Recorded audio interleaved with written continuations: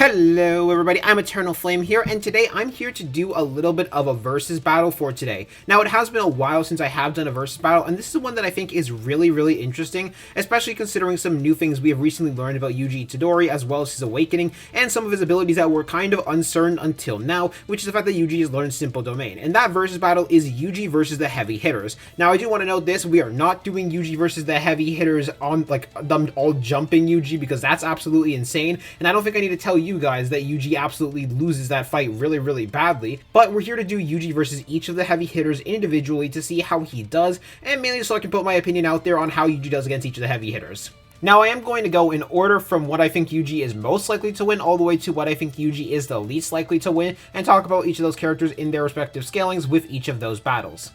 Now, something that does need to be stated and is very important to understand is the fact that JJK is an extremely matchup dependent series, where some of these characters might actually end up losing to other people or just be considered stronger than them usually, but have a really bad matchup against someone like Yuji. So don't take this as my ranking of the heavy hitters, just how I think they would do against Yuji thanks to their respective arsenals and abilities, as well as their stats. However, before I go into any of the heavy hitter scalings, I'm going to go into Awakened Yuji scaling, because while I have talked about Shinjuku Yuji, I have yet to talk about Awakened Yuji, and how strong Awakened Yuji should be in comparison to Shinjuku Yuji.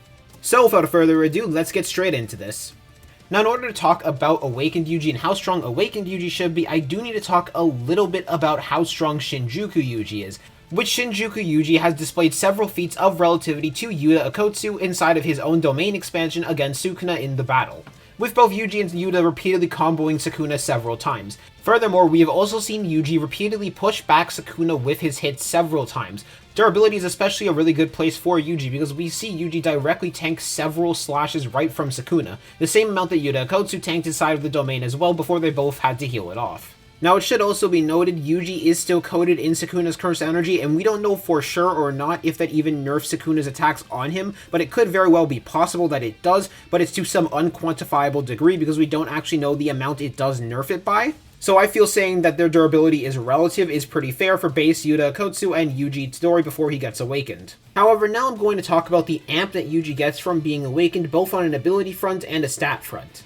Now, it should be noted, it has basically been confirmed that the amp you get from landing a Black Flash ends up stacking in JJK. The reason why I say it's basically been confirmed is because when Yuji has landed several Black Flashes, Sukuna just straight up says, does he intend to climb to my level? Furthermore, we also have several other examples of the Black Flash stacking in terms of its amp, that being Mahito and Gojo, with Gojo regaining more and more of his RCT output and needing 2 Black Flashes in order to fully regain his output, as well as Mahito needing 2 Black Flashes in order to activate his true form. The reason why this is important to note and explain is because of the fact that Yuji has landed 7 Black Flashes. 7 Black Flashes that all have an amp to it of 120% of Yuji's potential being fully realized, each Black Flash being stacked upon each other, making Yuji much better with his abilities and much more powerful. This amp is so massive that Yuji is able to combo up Sukuna and actually pressure him down to the point where Sukuna starts to seem a little bit flustered and angry by everything that Yuji is doing with this massive amount of combos that he has been landing on him.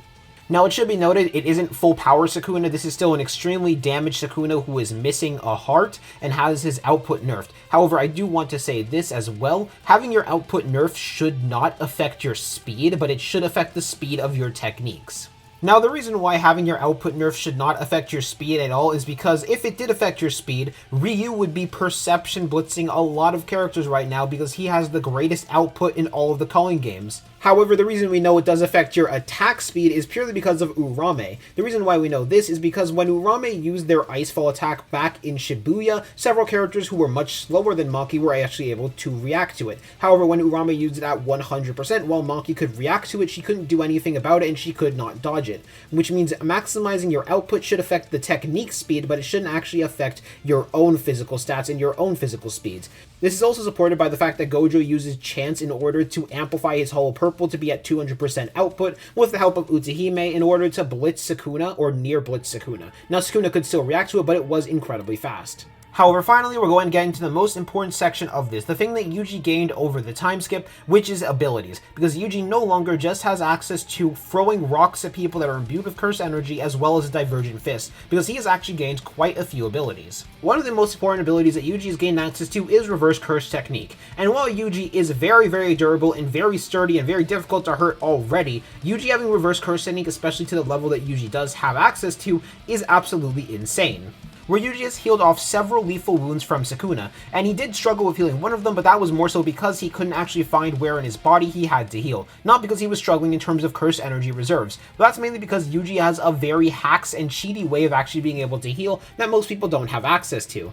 And this is all before he landed 7 Black Flashes, which means his RCT should be massively superior in comparison to what it was before he landed those Black Flashes, since landing Black Flashes is an all-around amp.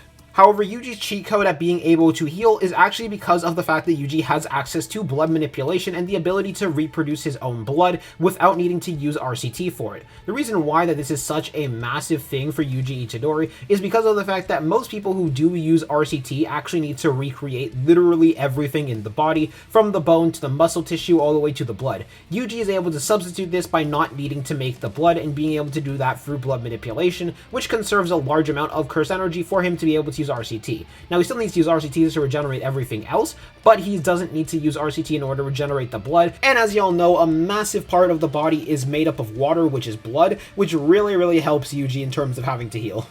Furthermore, it's also been confirmed in the most recent chapter that Yuji has the body of a death painting, which allows Yuji to convert his curse energy into blood. This should also mean that Yuji's blood is poisonous against sorcerers as well. The reason why this is the case is because he should have the same body that Choso, Eso, and Kechizu have, which they also have poisonous blood towards sorcerers as well. Now, the reason why this hasn't come up in this battle is because of the fact that Sukuna is basically immune to poisons. Now, I know there is some debate about the translation, but the actual debate about the translation is whether calling Sukuna a lethal poison or the king of poisons back in the Junpei fight. What is a constant no matter what with the translation is the fact that Sukuna is immune to all poisons. So of course Yuji having poisonous blood to sorcerers would not come up in this fight. However, because of the fact that Yuji has the same body as a death painting, he should have access to that poisonous blood as well. Now, we don't know how skilled Yuji is with blood manipulation post-landing 7 Black Flashes. However, we do know pre-landing 7 Black Flashes, Yuji was not able to use Convergence. However, because of the fact that it has not been confirmed whether Yuji can use Convergence yet or not, we are not going to grant Yuji that ability. What we can grant Yuji, however, is the ability to spit blood onto opponents, as well as expand that blood through doing that, as well as the ability to reattach limbs that are detached from his body in a similar way to how Choso did against Kenjaku. Speaking of reattaching and detaching limbs, Yuji also has access to Cleave.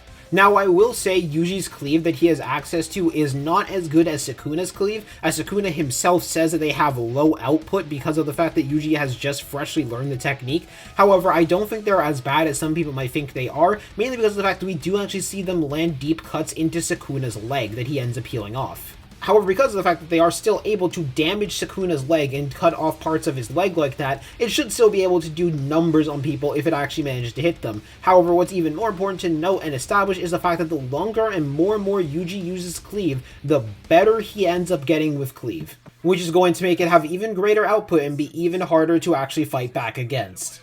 Now finally, Yuji has access to Kusakabe's new Shadow Style Simple Domain. This is mainly because Yuji has soul swapped with Kusakabe. Now we don't know if Yuji has access to the other applications of Kusakabe's Simple Domain and the ability to make it as massive as Kusakabe did, but we do know Yuji has access to his Simple Domain and that it was able to last for less than 90 seconds against Sukuna's full output domain. And while that might not sound impressive, I do want to remind y'all, this is Sukuna's domain expansion. We also do not know how long Yuji had survived the domain for, but we also know Yuji was able to keep it up for around 90 seconds because it seems like the domain did collapse on its own. However, the longer and longer Yuji ended up surviving that domain, the better and better Yuji actually gets durability feats wise, because Yuji actually survived it for a little bit with only his leg getting cut off by Sukuna's full output domain. Now, I've seen people try and downplay this feat by saying Choso, Miwa, and Ino's Simple Domain managed to survive while Yuji's did not. However, I will say we should wait until the next chapter to see if they actually did or not, because we have no idea whether they did or not. All we know is Yuji's Simple Domain did not survive, and it's too early to say whether they did or didn't. So yeah, that's Yuji's entire toolkit, because he has a pretty massive toolkit now, so now we're actually going to get into the matchups and how Yuji does against each of them. Now the first heavy hitter that we're going to talk about in this versus battle is Hakari Kinji. And I hate to be this guy, because I know the Hakari fans are about to get really angry at me. Hakari loses this battle. Now, even if we are super charitable to Hakari, we say that Hakari is equal to Yuta Akotsu with his domain expansion and Yuta's 7 techniques by Gojo's own statement, saying that the character should not enter into the field unless Gojo ends up weaker than Hakari or Yuta Akotsu. I'm going to say this. How is Hakari putting Yuji down at all? When all Hakari has access to is punching and kicking, which Yuji is just going to heal off, or is just going to tank and be fine with. After all, if Yuji is able to take several slashes from Sukuna and then heal those off, he is definitely going to be able to take these hits from Hakari.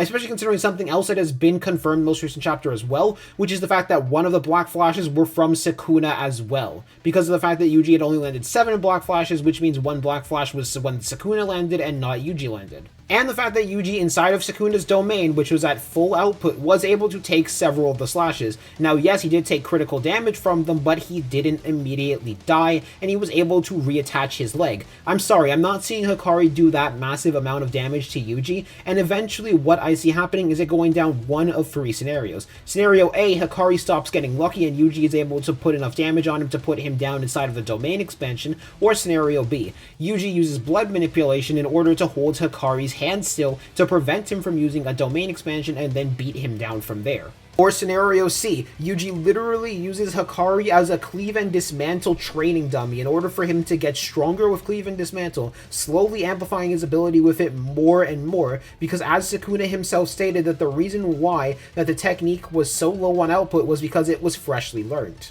Or Scenario D, Yuji keeps landing Black Flash after Black Flash on Hakari and keeps getting stronger until he eventually reaches a point where he can kill Hakari in the in-between time in between Jackpot and not having a Jackpot active.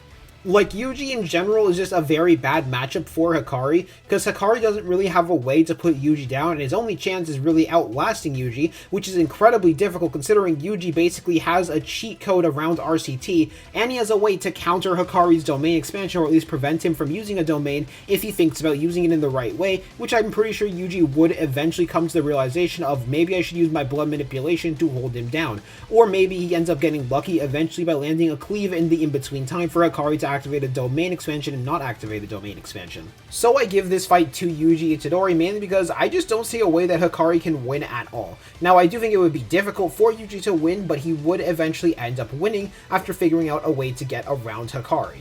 Now up next I'm going to go into Yuji versus Maki, and Yuji versus Maki is a very interesting fight in my opinion. I do believe in terms of physical stats the two of them are relative, considering both their abilities to push Sukuna back into walls. However, I will give Maki the edge in speed, mainly because of her ability to dodge a chant amped dismantle. However, Maki has a total of 3 very big advantages in this battle. Number 1, her massive sense of precognition and area sensory. This is going to allow her to keep constant surveillance on Yuji, basically hear where he's coming from 24/7, and allow her to sneak up on Yuji pretty often, which is also going to be very useful when put into combination with Maki's other ability, which is the Soul Split Katana.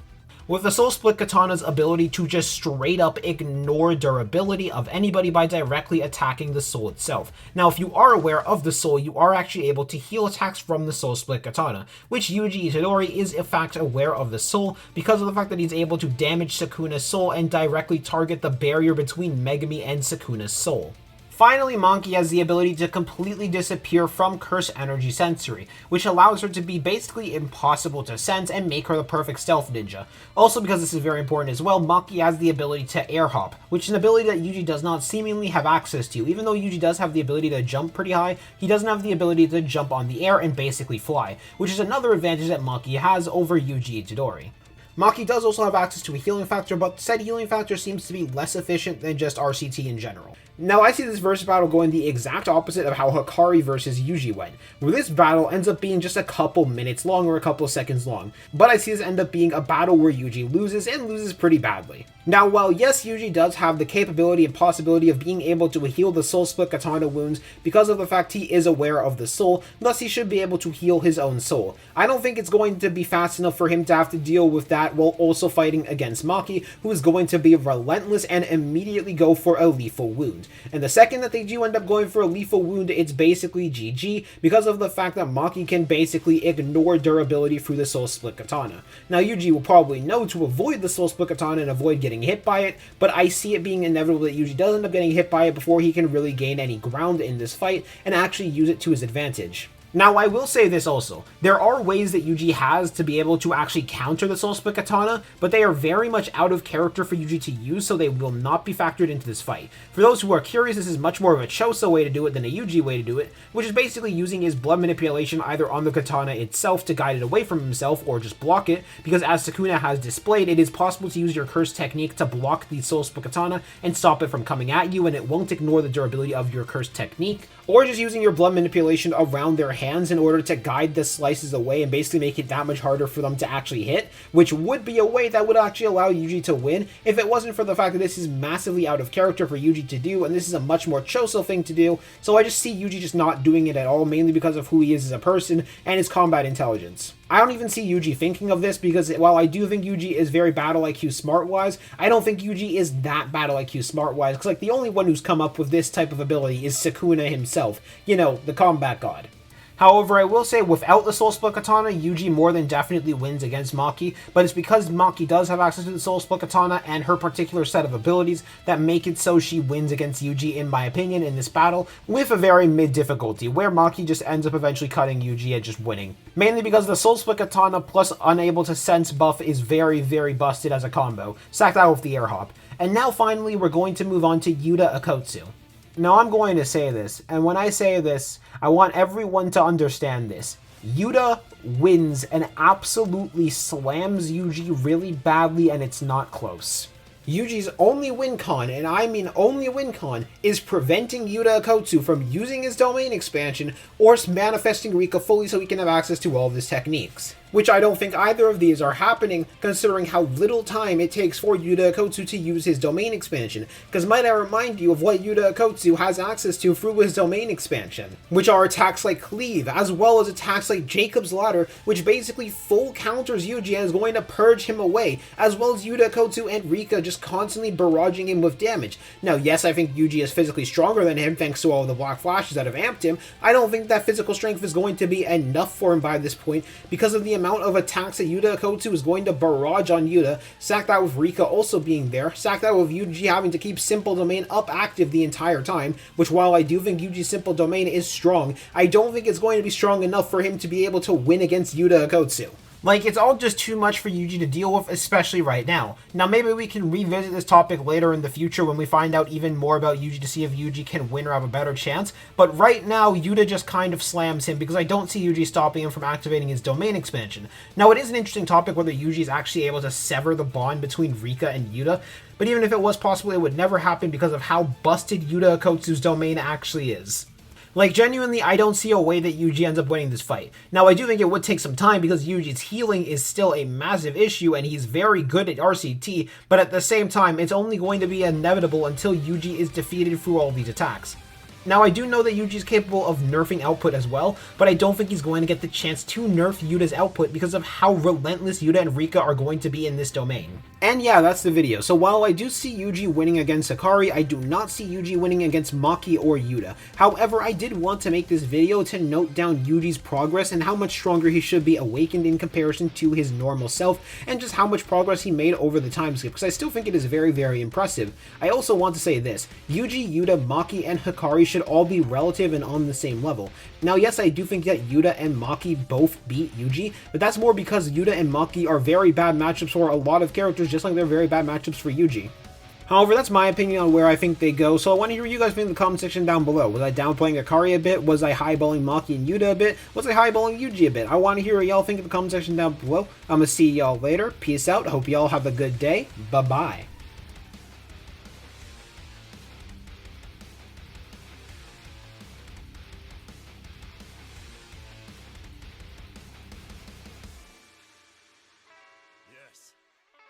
Simply swapping my position for that of my opponents. The Boogie Woogie!